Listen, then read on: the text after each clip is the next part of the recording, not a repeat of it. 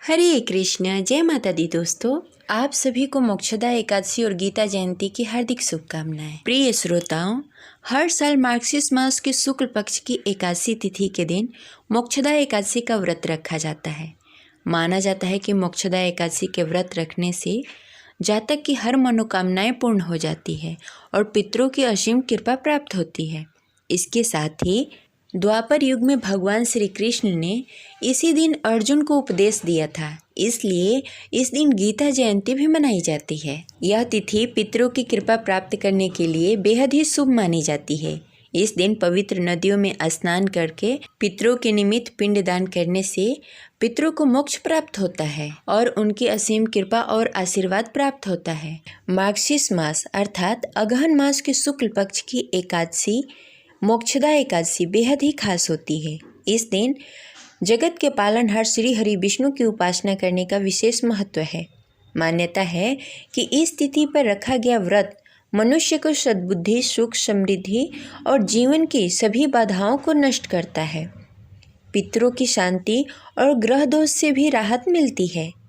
यह एकादशी बेहद ही कल्याणकारी मानी जाती है। भागवत गीता में भगवान श्री कृष्ण ने अर्जुन को बताया था कि जो भी व्यक्ति पूरी श्रद्धा और भक्ति के साथ मोक्षदा एकादशी का व्रत रखता है उसे वैष्णव लोक की प्राप्ति होती है और उसके पितरों को भी मोक्ष प्राप्त होता है। इसलिए इस एकादशी को मोक्षदा एकादशी कहा जाता है। तो आइए जानते हैं कि साल 2025 में मोक्षदा एकादशी कब है, पूजा का शुभ मुहूर्त क्या होगा, एकादशी व्रत के पारण के बारे में भी जानेंगे। तो इस वीडियो को अंत तक अवश्य देखिएगा। अगर आपको जानकारी अच्छी लगे तो इस वीडियो को लाइक करके कमेंट बॉक्स में हरे कृष्ण जय श्री हरि अवश्य लिखें। हिंदू पंचांग के अनुसार साल 2025 में मोक्षदा एकादशी का प्रारंभ 30 नवंबर को रात्रि 9:29 पर होगा। वहीं इसका समापन 1 दिसंबर को संध्या 7:01 पर होगा। उदय तिथि के अनुसार 1 दिसंबर 2025 दिन सोमवार को मोक्षदा एकादशी का व्रत रखा जाएगा। वहीं इसका पारण 2 दिसंबर दिन मंगलवार को सुबह 6:57 से सुबह 9:03 के बीच में आप कर सकते हैं। वहीं भद्रा का समय रहेगा सुबह 8:20 से संध्या 7:01 तक, यानी कि लगभग ये भद्रा का साया पूरे दिन रह रहा है और भद्रा के साया में कोई भी शुभ कार्य आप नहीं कर सकते हैं, नहीं करना चाहिए, यह शुभ माना जाता है। लेकिन आप निसंकोच होकर पूजा पाठ आप कर सकते हैं। इस दिन पंचक रहेगा सुबह 6:57 से रात्रि 11:18 तक। द्वादशी तिथि समाप्त होगी दोपहर 3:57 पर।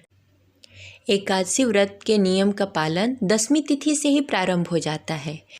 दसवीं तिथि को भी शुद्ध और सात्विक भोजन करें और रात में ब्रश और दातुन करके सोना चाहिए। एकादशी के दिन सुबह प्रातः उठकर घर को स्वच्छ करके स्नान आदि से निवृत्त होकर स्वच्छ और साफ वस्त्र पहने। उसके बाद पूजा घर में घी का दीपक जलाकर भगवान विष्णु के सामने व्रत का संकल्प करें।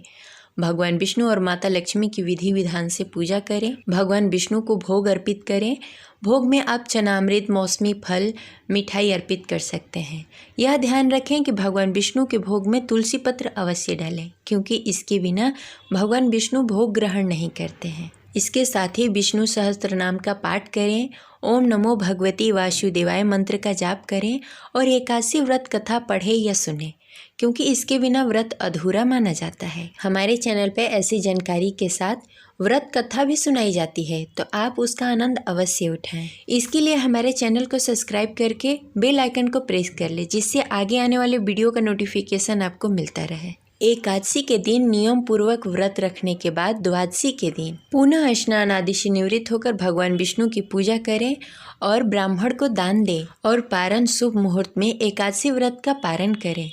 अगर आप किसी कारणवश एकादशी व्रत का पारण उस समय नहीं कर सके तो एकादशी व्रत के पारण के समय तुलसी दल और गंगा जल से आप अपना व्रत खोल सकते हैं और समय मिलने पर शुद्ध और सात्विक भोजन कर सकते हैं। एकादशी के दिन भगवान विष्णु और माता लक्ष्मी के साथ माता तुलसी की भी पूजा आराधना करनी चाहिए, घी का दीपक जलाना चाहिए और माता तुलसी की परिक्रमा करनी चाहिए। ध्यान यह रखें कि तुलसी पत्र एकादशी और द्वादशी के दिन नहीं तोड़ा जाता, आप पहले ही तोड़कर रख सकते हैं। और इस दिन भगवान विष्णु के भोग में तुलसी दल अवश्य डालना चाहिए, क्योंकि तुलसी दल के बिना भगवान विष्णु भोग ग्रहण नहीं करते। अगर आपको एकादशी व्रत से रिलेटेड कुछ भी पूछना हो तो आप कमेंट करके पूछ सकते हैं। ये रही आज की जानकारी, आशा करते हैं आपको अच्छी लगी होगी। तो इस वीडियो को लाइक करें और ज़्यादा से ज़्यादा लोगों को शेयर करें। मिलते हैं अगले वीडियो में, तब तक के लिए हरे कृष्ण, राधे राधे।